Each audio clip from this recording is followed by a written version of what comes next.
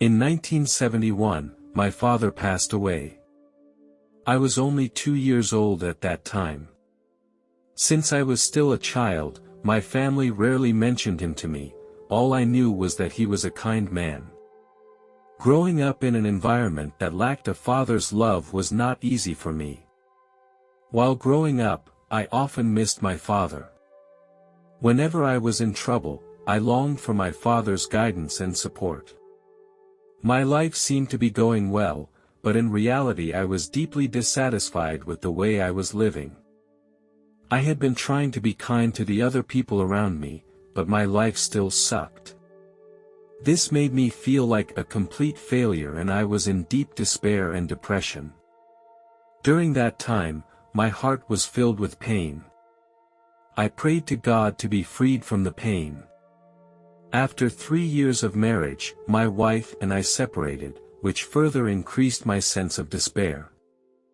I had no control over anything and everything became meaningless. During that time, I stayed at a friend's house. I stopped eating regularly and I locked myself in my room all day. I lost all interest and motivation in life. That day, I was about to go to the kitchen to get a glass of water. As I entered the kitchen, my vision began to blur and I felt the air around me become heavy. As I picked up the glass, I felt the whole room spin. I fainted on the kitchen floor. My head began to hurt intensely and it felt like a heavy rock was pressing against my head. I tried to get back up, but my body had no more strength. Finally, I felt like I was slowly leaving this world. Suddenly, my view came up to the ceiling. I could see myself lying on the floor. My view was wide and clear, and my body was lying quietly on the floor, without the slightest movement.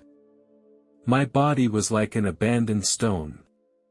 It had lost the state I once knew. I realized that this was what it really looked like. I didn't connect with it emotionally when I looked at it. I felt myself transcend the bonds of the physical world. I was now free of the bonds of my body. And I felt free and pure. Suddenly, a darkness enveloped me. Just then, a bright light penetrated the darkness. The light gradually gathered into a female figure. She appeared before me like an angel, emanating an aura of peace and tranquility. She gazed at me with loving eyes. Her voice was very gentle. She seemed to know my inner pain and confusion and was willing to listen to what I had to say. Her presence gave me courage and strength, making me feel less alone and helpless. I knew that this female figure was the Virgin Mary. Her presence not only relieved my inner pain, but also purified my heart. In her company, I reviewed my past life. She helped me to re-experience and understand the experiences that had caused me pain. I saw the loneliness and frustration I had often experienced. The Blessed Virgin Mary did not leave me in sorrow. Instead, she encouraged me to learn from it and to transform that pain into inner strength and opportunities for growth. She showed me the effects and consequences of my past actions. With her selfless love and wisdom, the Blessed Virgin Mary guided me to re-examine my way of life. The Blessed Virgin Mary led me into a sacred space. There, time no longer mattered. This space was filled with divine energy and gave me an overwhelming sense of relaxation and peace. I arrived in front of a huge archway that was magnificent. The arch seemed to connect the passage between earth and heaven. It seemed to be sending me an invitation. Suddenly, a bell rang out, and it was so melodious.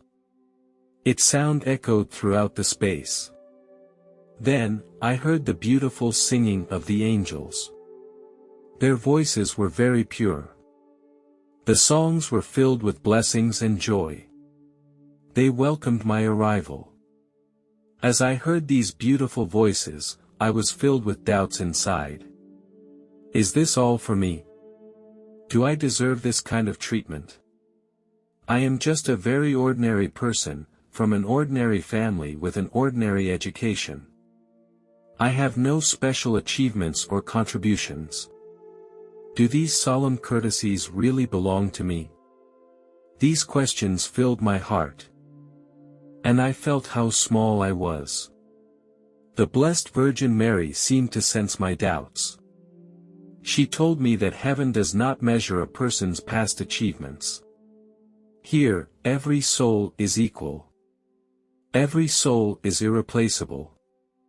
No matter what your past is, you are worthy to be accepted.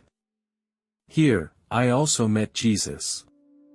He did not take the specific form we are familiar with, but I was able to perceive his presence. He radiated an endless light that was filled with compassion and wisdom. I could feel his unconditional love, which surpassed any human emotion that could be experienced. The light of Jesus wraps around me and warms my soul. He does not need words to communicate with me. There is a spiritual communication between us that transcends words. I could feel his love as he drew near to me, a feeling I cannot describe in exact words. He asked me, "Do you really want to die like this?" My heart became very complicated. I knew that in front of him, there was no way for me to lie. I also didn't know how I should answer him. I didn't have the courage to say an affirmative answer because I wasn't sure if I really wanted to give up my life. I wanted help and guidance. I said to Jesus, "Lord, I am not sure." I felt great pain and despair inside. Please lead me, give me wisdom and courage, and help me to find true life. My answer was not perfect, but it was my truest thought. Jesus knows the pain and confusion in my heart. In this moment, he showed me two different kinds of my life and helped me see the possibilities of the future. In the first scene, I saw myself surrounded by darkness and I appeared in an abandoned city. I am standing alone on a deserted street. The walls of the buildings were covered with faded paint. Disappointment and despair filled my heart, and a look of helplessness spread across my face. I tried to walk forward, but every step was heavy and difficult, as if a stone was pressing down on me. I felt the power of self-destruction, which relentlessly bound me in the darkness. Next, I saw a second scene. I saw myself appearing in a garden. The sun was pouring down on me, giving me warmth and vitality. I was standing on a patch of grass with flowers emitting an enchanting fragrance. I felt inner peace and joy, and a smile spread across my face. Surrounded by the laughter and cheers of people who care for and support each other, I take confident and light steps. Jesus asked me which kind of life you want. I answered, "The second one." He whispered, "My child, you have made a wise choice. I cannot interfere directly with human behavior, but I will guide you to the true life. You need to find inner peace. I will give you the strength and courage to face the challenges of life." Jesus paused, then continued, "Above all, believe that you are worthy. Don't measure your worth by external standards." I listened carefully to Jesus' guidance. I answered Jesus reverently, "Lord, I will listen to your guidance, try to find inner peace, and influence others with love. I will believe in my own values and start a new life." Jesus said to me, "My child, you have taken an important step. I will walk with you until you find a truly meaningful life. Be assured that my love will always be with you." I felt hope and courage inside because I knew that with Jesus by my side, would be on a path full of light. I know that it is time to get out of here. Jesus wrapped me in his light and I felt an overwhelmingly gentle power. We slowly passed through the huge archway, and the scene before me was fading away. When I re-entered the earth, I found myself lying on a soft bed. The sun was shining through the window and the warmth filled the air. I felt my body filled with strength and my mind became clear.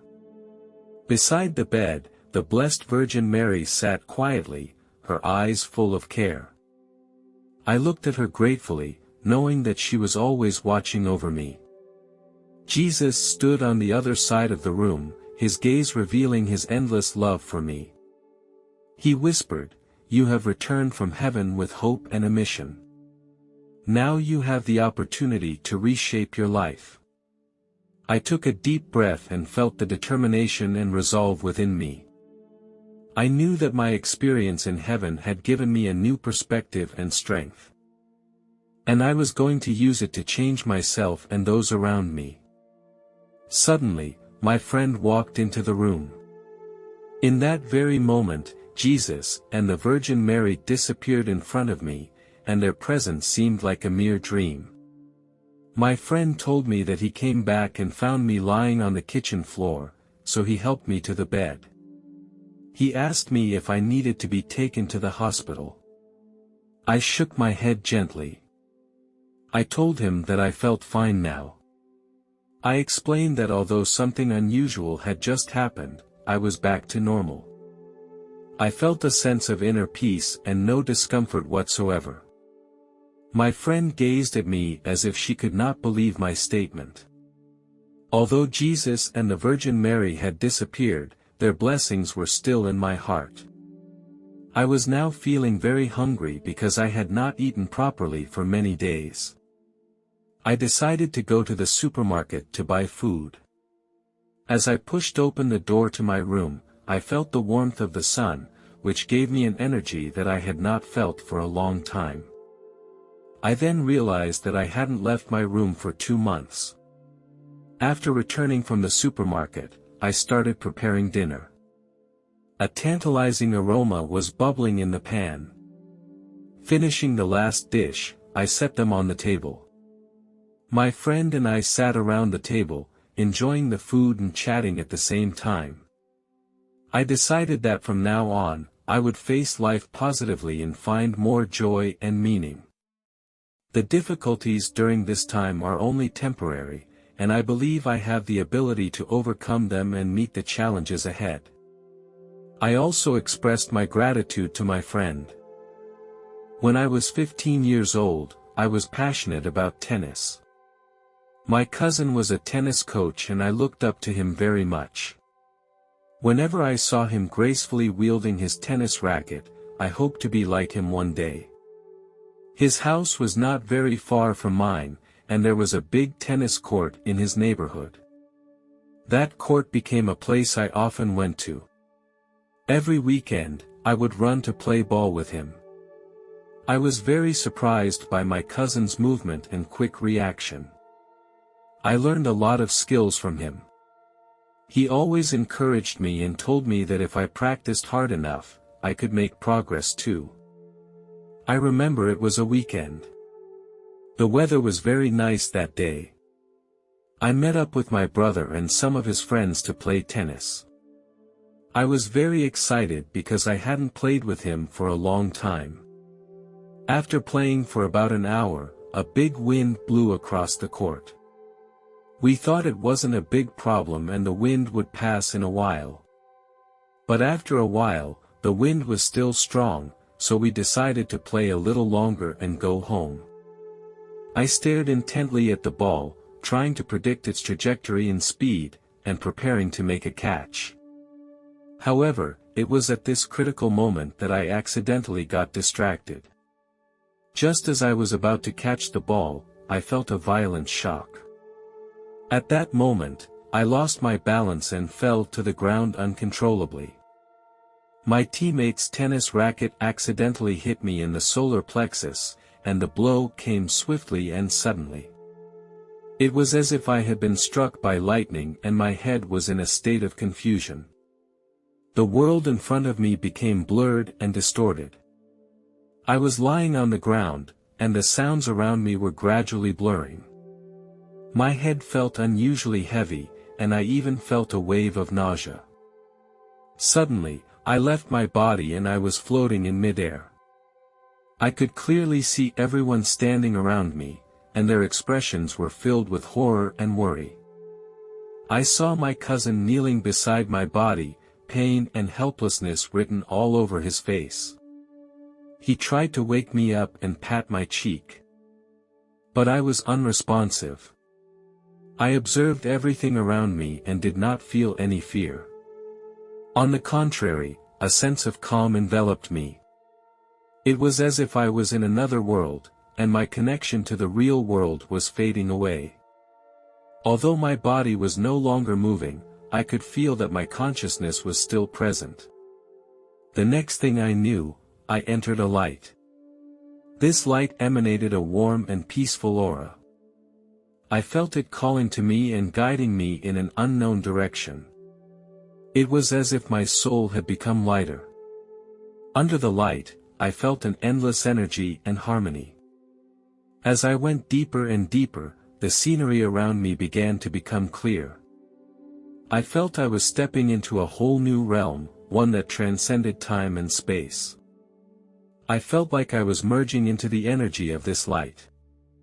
I was no longer a single individual, but was merging with the infinite existence of the universe. The concept of time disappeared and I felt an eternal presence. I was greeted by a very beautiful lady. I saw some familiar features in her face. She smiled as she approached me and said gently, "I have been waiting for you." This statement struck me as very strange and I was filled with doubt inside. Why was she waiting for me? The lady seemed to know what I was thinking before I had a chance to say anything. She patiently explained, "Because you are lost. I've come to help you find your way again." This statement surprised me even more, and I pressed, "How did you know what I was thinking?" She smiled and replied, "Because in heaven, there are no secrets. Thoughts and emotions are transparent here, and we are able to share each other's presence." I followed up by asking, "And how do you plan to get me back on the right path?" She replied, "When you were created, you knew what you were going to be. Unfortunately, you have lost your way. If the soul is lost, it cannot find its way home." She goes on to explain that each person has their own unique mission and purpose. Your existence has meaning. But in being lost, you have forgotten your true purpose. Near-death experiences are God's way of helping them. In this particular realm, some souls choose to stay in heaven. Some souls choose to return to earth and continue back to their families. God loves all of His children and He wants them all to accomplish what they have promised to do. He does not judge them or feel anger if they do not succeed in their first attempt. God's love for us is unconditional. He gives us free will and allows us to experience and learn on earth. Even if we lose our way or experience failure at some point, God still gives us the grace and opportunity to start over. I followed up by asking, "You say I've lost my way. Then what do I need to do next?" "I need more guidance and help." She smiled and replied, "In order for you to find the right path, you must talk to your father." A little confused, I asked, "You mean I have to talk to God? But He should be very busy, right?"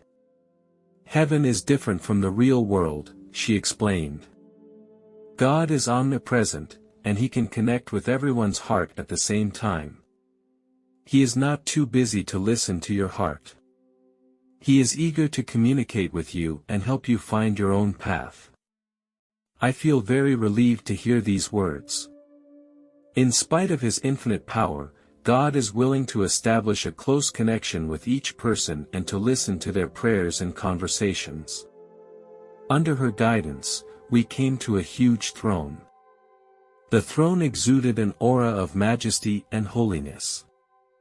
The throne was magnificent, studded with precious stones and jewels, which shone brightly.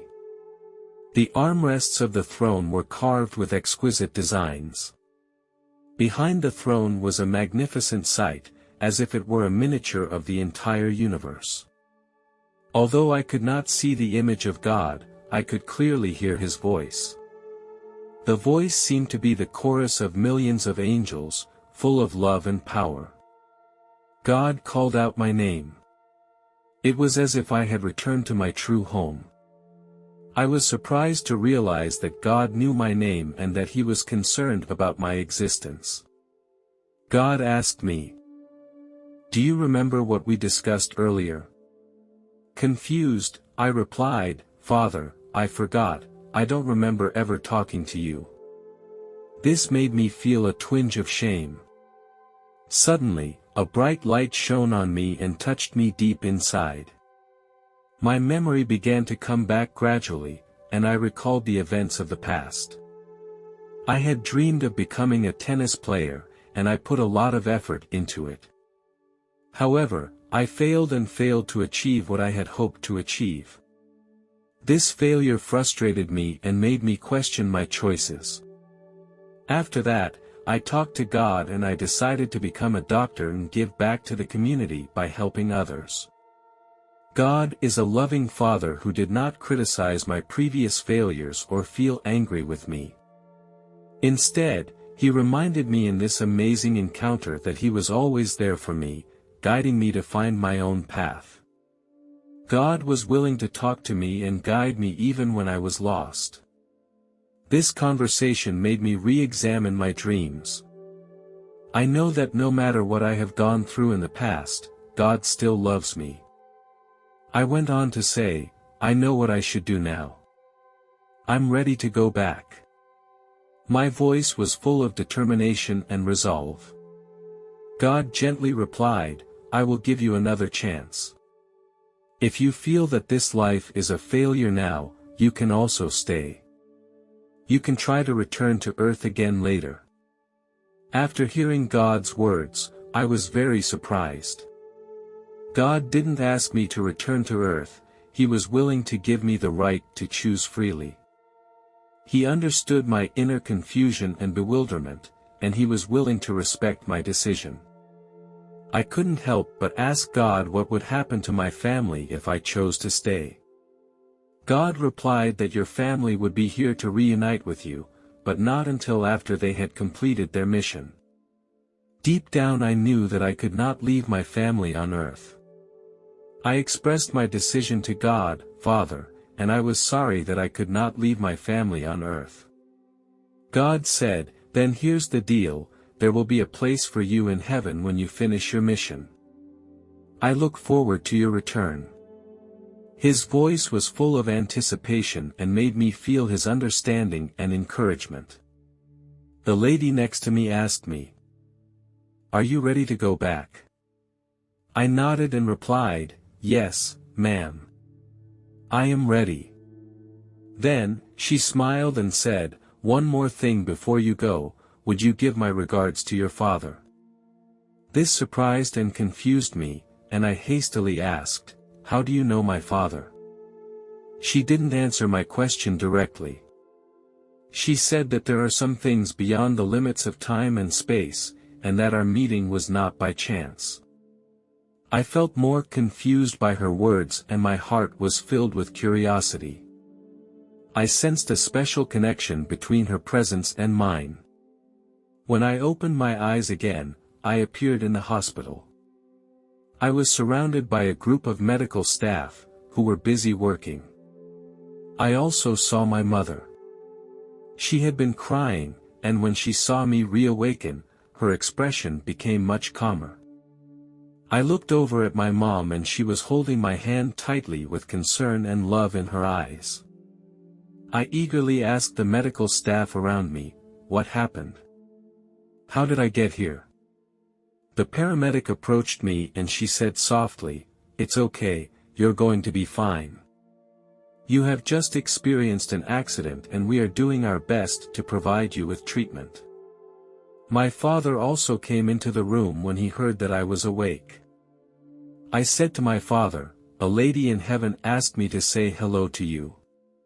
The people around me looked at me with strange eyes. When I got home, my father took me to sit on the couch with a hint of curiosity on his face. He said to me gently, "Son, I would like to hear more details about that lady. Can you describe her and let me know who she is?" I took a deep breath and started describing the lady. I told him that she had thick, curly blonde hair and eyes as bright as a deep lake. Her smile was full of warmth. I tried to remember every detail of the lady and described her as clearly as possible to my father. My father listened quietly, and an expression of disbelief gradually appeared on his face. Suddenly, my father stood up and walked into the family storage room. I followed him curiously, wondering what he was up to. He found a very old book. Then he took out a picture from it. I looked carefully at the woman in the photo. She had gentle eyes and a sweet smile, and I felt a familiar closeness. My eyes widened and I excitedly said to my father, "Yes, that's her. This is the lady who guided me in heaven." He explained that she was your grandmother, my mother.